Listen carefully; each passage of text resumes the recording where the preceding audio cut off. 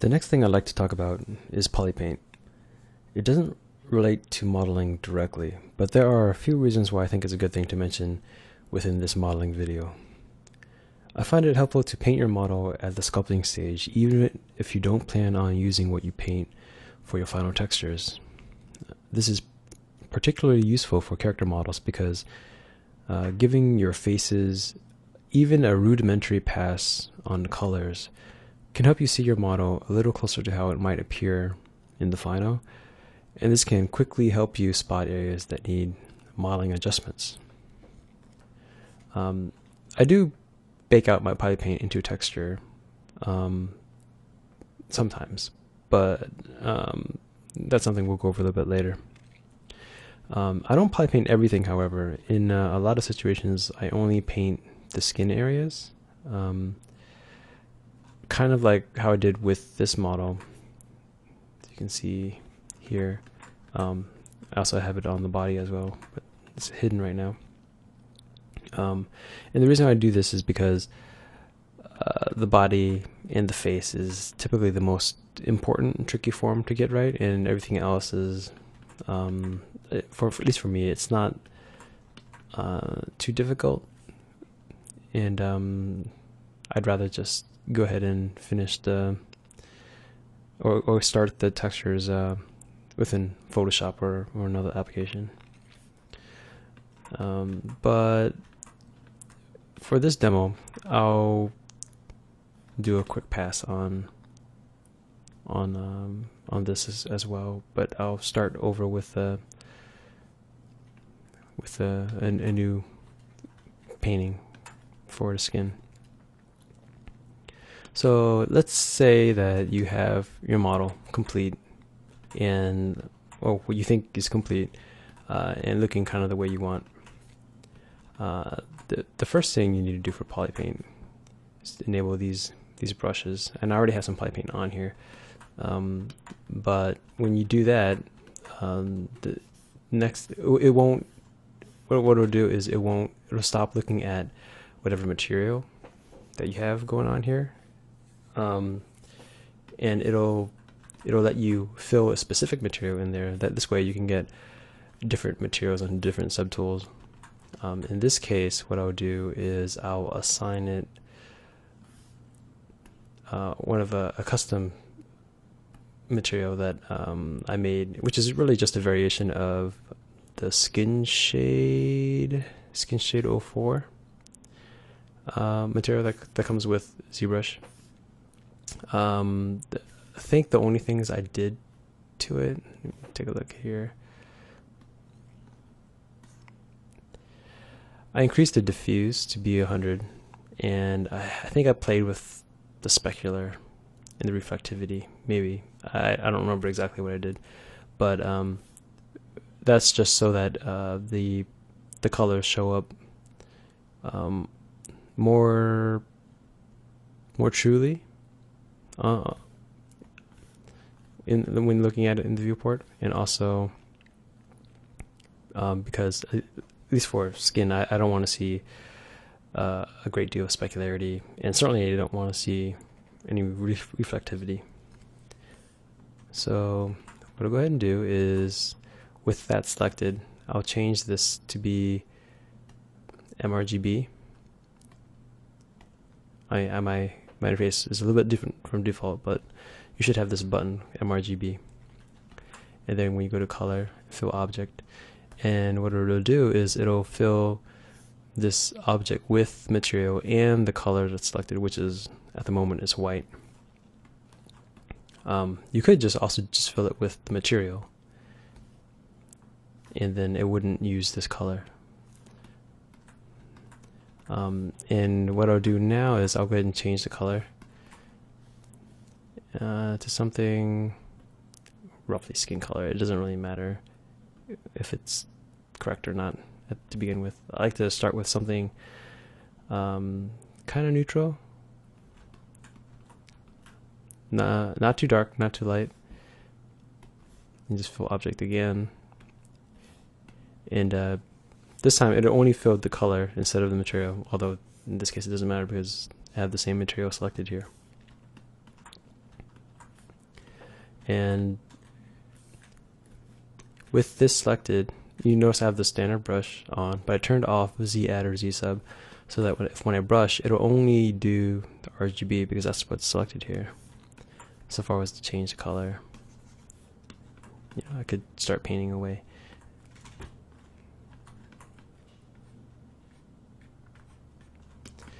But one of the great failings of PolyPaint is that it doesn't really work like the way painting does in Photoshop. There aren't really layers that you can use. They do have some blending modes. If you go to brush and down in the down in alpha and texture, very intuitively placed, there's a PolyPaint mode slider. If you mouse over it, you can see 1 is standard, 2 colorize, 3 multiply, 4 lighten, and 5 darken.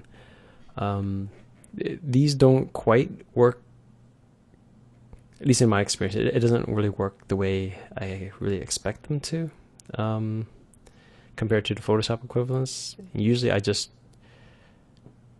don't even bother with this. But if you get into a situation where you want to maybe lighten or darken your whole painting, this might be a good thing to look at. But for me, I'm just going to leave it on 1 for now, and I'll just color pick. And in ZBrush, color picking is mousing over a different area and pressing C. So you mouse over the eye, press C, and you see the color change to blue.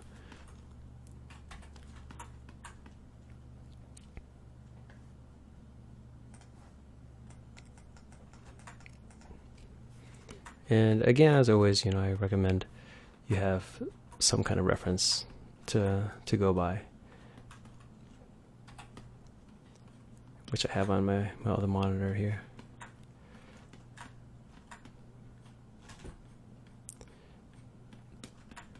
To begin with, I'm not really concerned about getting things perfect. I'm just blocking things out quickly, and just to get a feel for how things are going, and then I'll change things as I go along.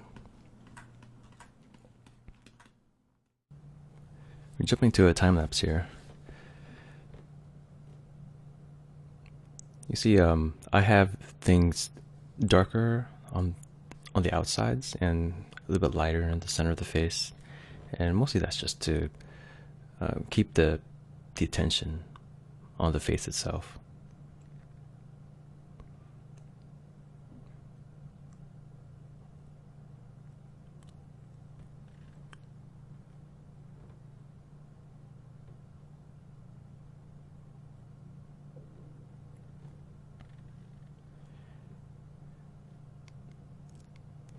I'm not worried about being super precise about my painting, but there are some parts, such as the edges of the eyes, that I do want to keep pretty clean. And you can see the color of the eyes right now is jumping around depending on what color I've selected, and that's just because I haven't enabled PolyPaint on the eyeballs yet.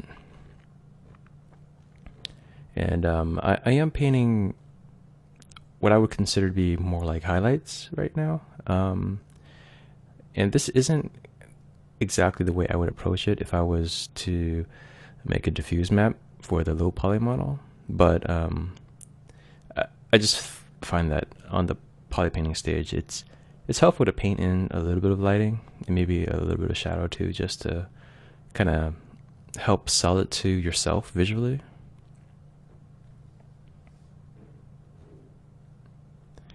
Just trying to find the right color for certain areas.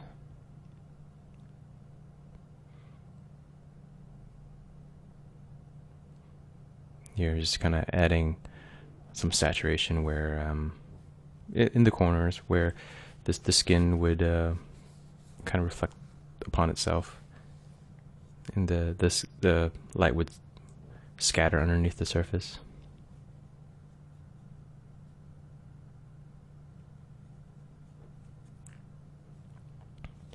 And a lot of this lighting is just to help define the forms, maybe exaggerate it a little bit. Again, the theory for me being that if I exaggerate things a little bit, maybe it'll help me see problems. I'm not going to actually adjust the model itself right here. I mean, even though in retrospect, looking back on this, there are some areas that I would have liked to have tweaked, but I'm just going to be showing the poly painting. And you see I start with some dark colors first, such as on the inside of the eye and the lips. It just kind of helps me to jump to one extreme, just to better judge the colors that I'm putting down and the values.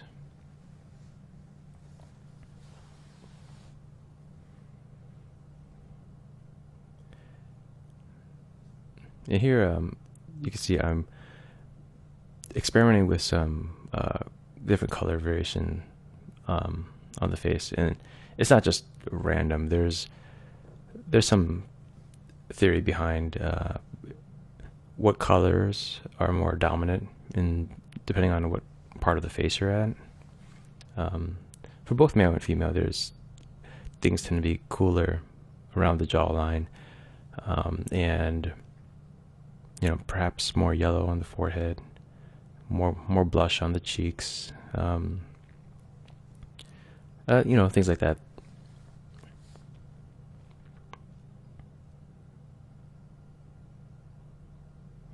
In her hair, I'm gonna paint some new eyes. What I like to do first is to get a value that's kind of light but not too much different from the skin value that you've chosen. I mean, unless you have a really dark skin, then you wouldn't want your eyeballs to be really dark too. But you don't want like bright whites in the sclera. Here, just painting in the iris, and you notice that it's not a super defined edge around the iris, and that's another thing that can help make your iris look more natural. Is just give it a little bit of a fuzzy edge, fuzzy but still defined enough.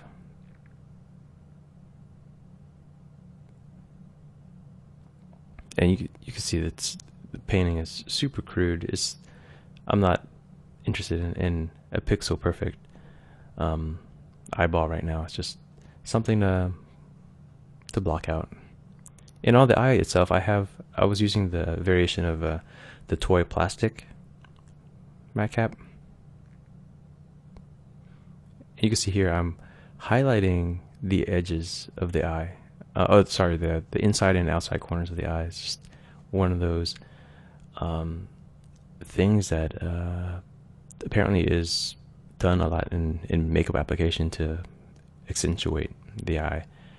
And I do highly recommend taking a look at some YouTube videos on makeup application. I mean, there's no shortage of pretty women teaching each other how to be more pretty online. So, and there's a lot of valuable information there.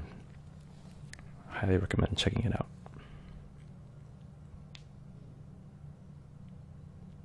Especially if you're a guy and you have, no experience with that kind of stuff.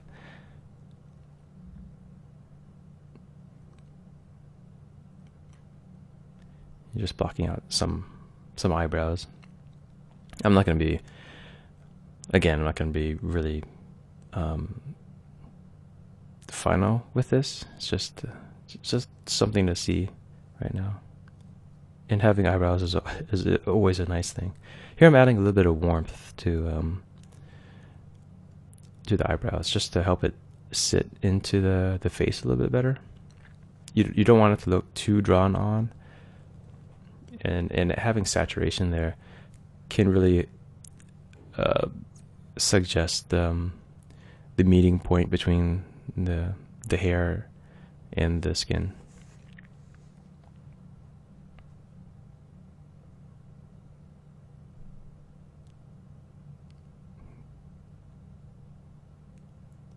you really want to be careful with the shape of the eyebrows. There's a lot of personality, and that can be communicated with that. Even darkening the inside edges of the eyelids, just to where the mascara would be.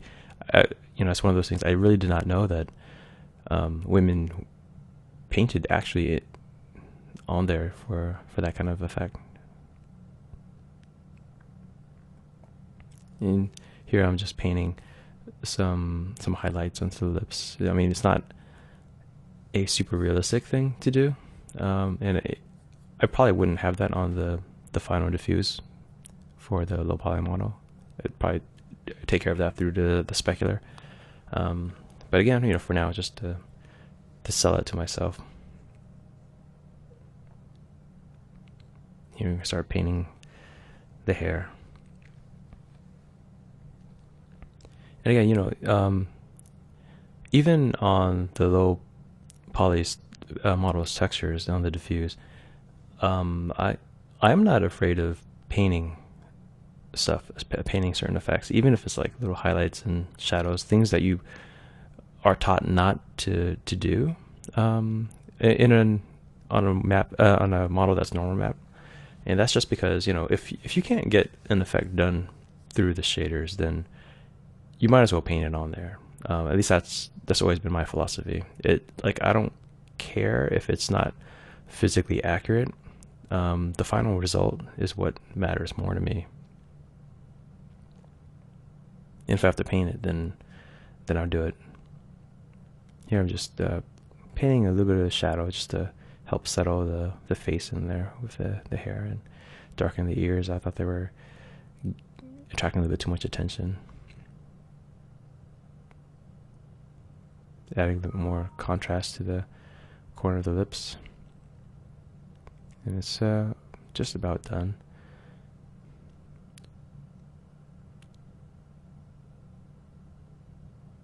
Darkening the corners of the eyes.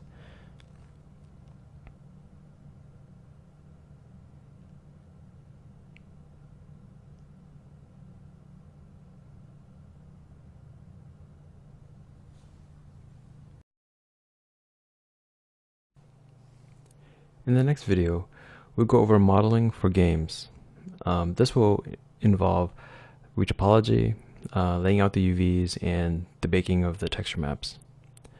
I think all of these things are often considered kind of the boring parts of character art, but it's really essential and will directly impact how good your model can be in the end.